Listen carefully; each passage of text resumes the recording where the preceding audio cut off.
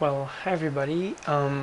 This blog is going to be kind of a follow-up to my blog, The Causes of Transsexuality.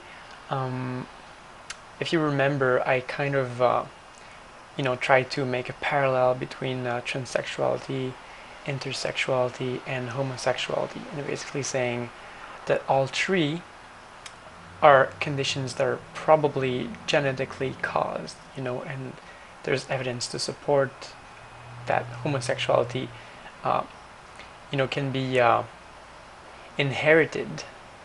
That there's a really strong genetic factor, and there's also similar evidence for transsexuality. And I've also mentioned, anecdotal evidence that basically there's some transsexual women that are just so physically feminine even before they start hormones that it seems pretty obvious that there's something genetically different about them that caused them um, to differentiate themselves sexually differently than most people.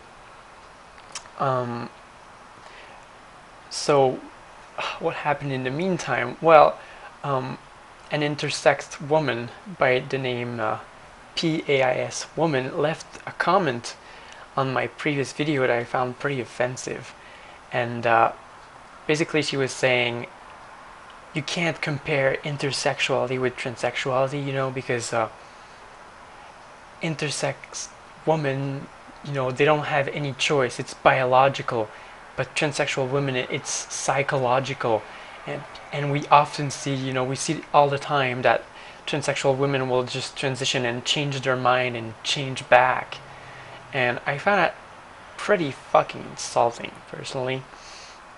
I think it's obvious that intersex people, it's biological. There is no argument there, right? Um, Women with an AIS condition, especially CAIS and PAIS, I believe as well, are born with external female genitalia. So they're born, and the doctors just see, a female baby. They don't even know that these people are intersexed at birth, at least in the case of complete androgen insensitivity.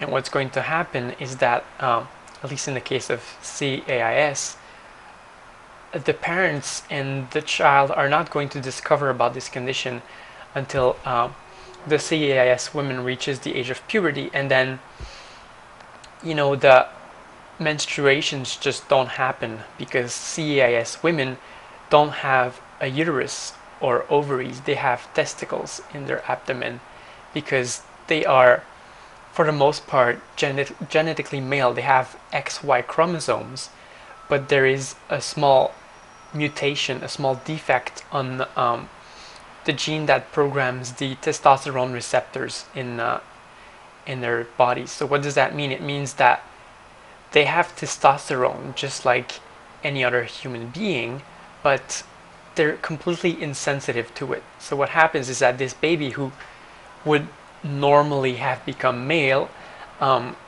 differentiates sexually in a female way because the testosterone does not cause any masculinization. So these people have very, very little body hair, and they have otherwise entirely female characteristics because their testosterone has no effect and is transformed into estrogen.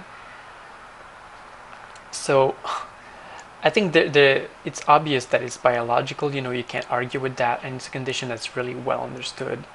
And there is one really big difference between CAIS women and transsexuals.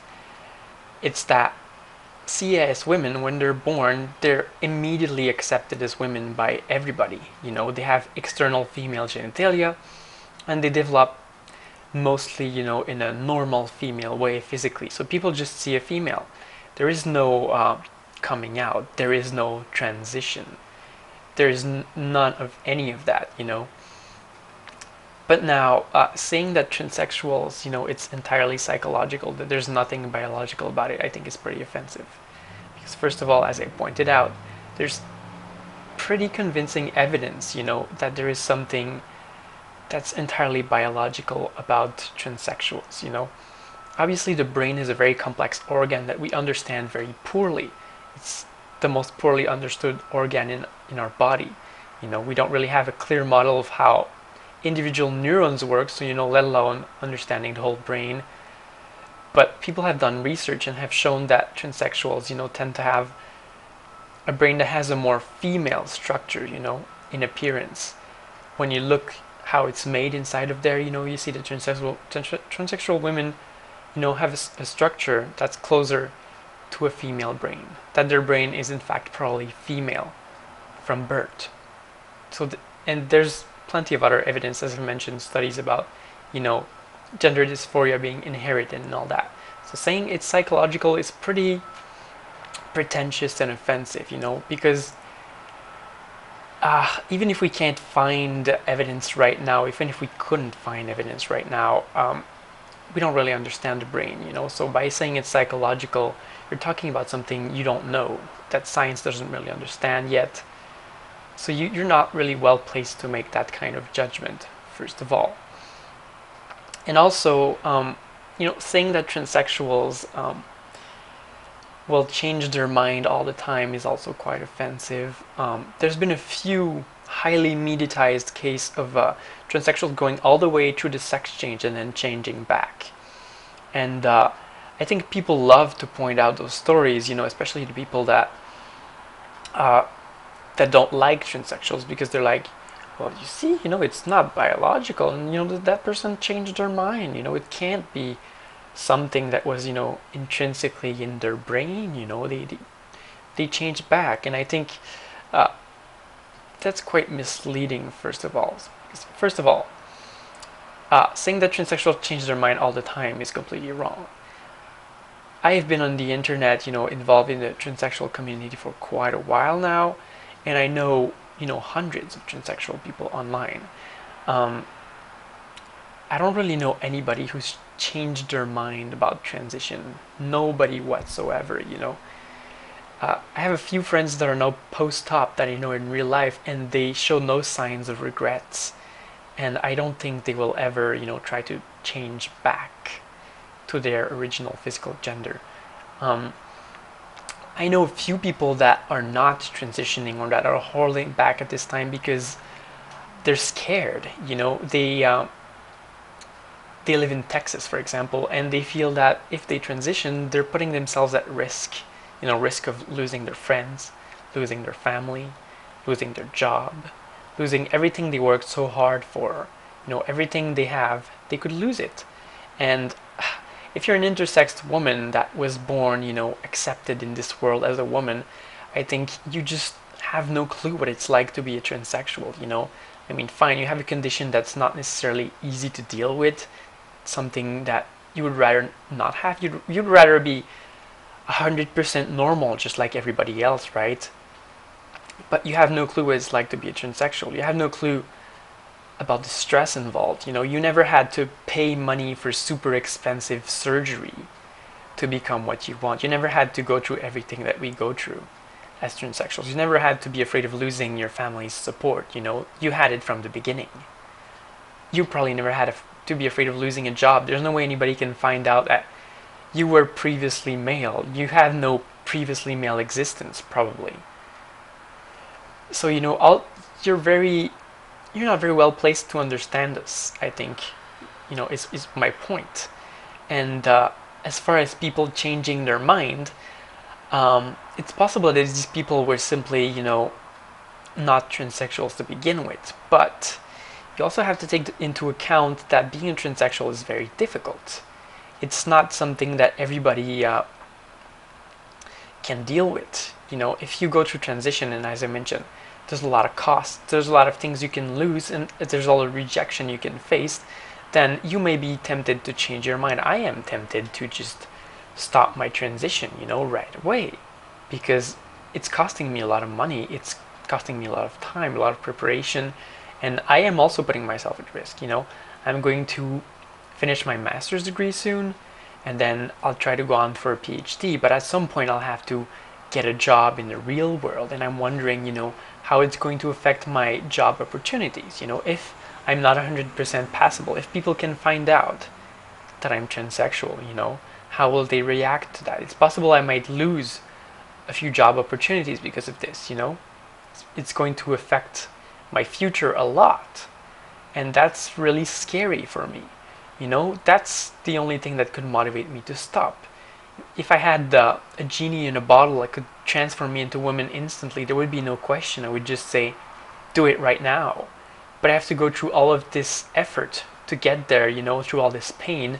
And that, makes me wish I could be normal. If there was a pill to just make me a normal man who could love being a man, I would take it. I would prefer to be a normal man than to be a transsexual. There's no question. It's just I don't really have that option. I know that if I stop, I'll be unhappy. It's possible I might be able to deal with the pain of being unhappy, but I don't want to. I'd rather be happy in the end with my own body, be comfortable with who I am. And I think that's something that if you're an intersex person that was just instantly accept into the world as their apparent gender, you're not very well placed to understand all the difficulties that are involved. And you're not very well placed to understand, the urgency for some people of doing this transition. Obviously there's some transsexuals that transition very late in their life, when they're 40, 50, even 60 and more. The reason they didn't transition earlier is just because they didn't think it was possible. I went through high school, and through the beginning of college, not really knowing it was a viable option. I didn't really even dare to think of going through this transition process at the time. It just seems extremely scary, and I didn't feel like I could even tell anybody, Can you relate to that? I mean, if you were born in the 50s, in the 60s, or in the 70s, there was very little information available about transsexuality and transition, and you probably wouldn't have thought, it was a viable option back then. Now that we have the internet, it's a lot easier to get that information, but it's still very difficult. So yeah, is transsexuality psychological? I think there's very strong evidence to support the idea that it's not. And as far as intersex people are concerned, it's obvious that the cause of intersexuality is biological. Obviously, there's no argument there, and that's not the comparison I was making. I was not trying to say that your problem was not biological. I believe my issue is biological, and I believe we're similar in that our issues are biological. But this comment that was made on my video was just an attack that was really unjustified. I mean, why as an intersex person do you feel that you need to attack the legitimacy of transsexuality? When your legitimacy as a woman is not being put in doubt at all. I think the reason is that there's many intersex people out there, sadly, that just don't want to be associated with transsexuals at all, because many people view us as freaks. And intersex people, I think they don't want to be seen as freaks. They don't even want people to know they're intersexed. They've had the luxury, most of them all their lives, to live in their desired gender and to not be identified as intersex people. They don't want to be associated with us, the freaks, the people that get judged. They don't want to be judged. I think that's the main point here. And I think the comment that was made, it was very close-minded and stupid. I mean, honestly, what were you thinking here?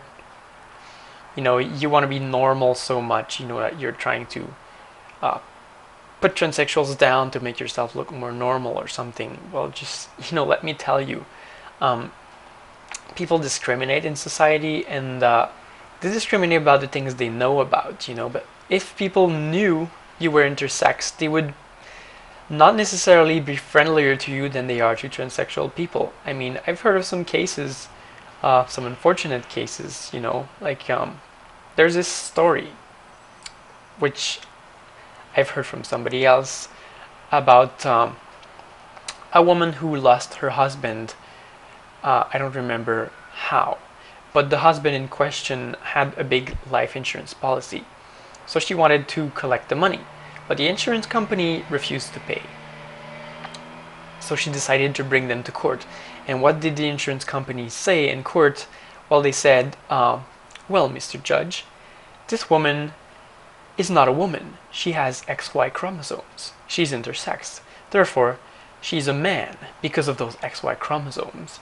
And therefore, this marriage was never valid to begin with.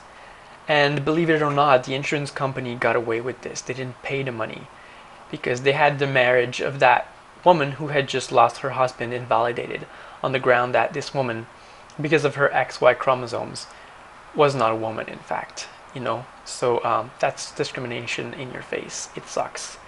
It's hard. It's no fun, you know, especially when you just lost your husband. Yeah, so please, intersex people, if you see this video, don't get all high and mighty and judge us because nobody ever doubted of the existence of your problem, you know. Don't put us in doubt. Don't think you're better than us because your problem is more valid somehow. I think that's pretty stupid. I think we should try to favor a climate of acceptance, you know, and open-mindedness here. And I think my arguments about transsexuality being just a different form of intersexuality are actually pretty valid, you know. There's many kinds of intersexuality out there, and there's some that have some very obvious effects. As I've just mentioned, CAIS women are born with a vagina, you know, and that's really obvious and everybody sees it. But there's some intersexuality that is not so obvious, you know. There are men that have a uterus, you know, and they don't find out about it until very much later in their lives. That's another kind of intersexuality that exists, and people don't necessarily know about it. I believe transsexuality is also a form of intersexuality. You know, it's a difference in the way that we sexually differentiate, except it doesn't affect our external genitalia. Therefore, people don't see it. It's not obvious. You know, what's in our brain, people can't necessarily see. You can't look at someone and say, ooh, that person has a female brain. They're obviously intersexed, you know. Instead, people try to discriminate against us, you know. You have no visible physical problem, therefore it must be in your head. You must be crazy. It must be a psychological problem. And I think that's wrong, you know. People used to say that homosexuality was a mental problem, a psychological issue. And some people still try to convince others that being homosexual is very much a matter of choice. But I think those people are just stupid, retarded, you know. Why would somebody choose to be transsexual? You know, it's hard. You don't realize how hard it can be, I think. And it's not a choice that somebody would want to make, you know, just like that. Oh, yeah, Mr. Doctor, you know, I tried the whole being a man thing and it's I don't really like it, you know. I don't really like being a man, so I'd like to give it a try being a woman. Can you prescribe me this pill, this estrogen stuff? Yeah. I'd just like to try it over a week or two, you know. Then just, if I don't like it, I'll just go back to being a man. Yeah. How's that sound? Yeah. It's not how it works, right? I mean, I knew I wanted to be a woman since age 5, since as early as I could, you know, realize. And I've wanted it ever since, every day of my life. And I never chose to be this way. If I could have chosen, I would have chosen something else, because it's not easy. It's not something somebody would want to go through, I don't think. And is it a choice? Yeah, there's a choice involved. You know, I could choose to never transition and be really unhappy for the rest of my life. And that's a choice that many people make even today. And it's sad that people have to make that choice. You know, if society was a bit more accepting, maybe we could just all be happy the way we want to be. You know, be happy with our bodies, be happy with our gender identity, and transition when we need to. And that's all. So this is it for this video blog. I hope you now feel a bit more open-minded and all that. So please, no stupid comments. Thank you.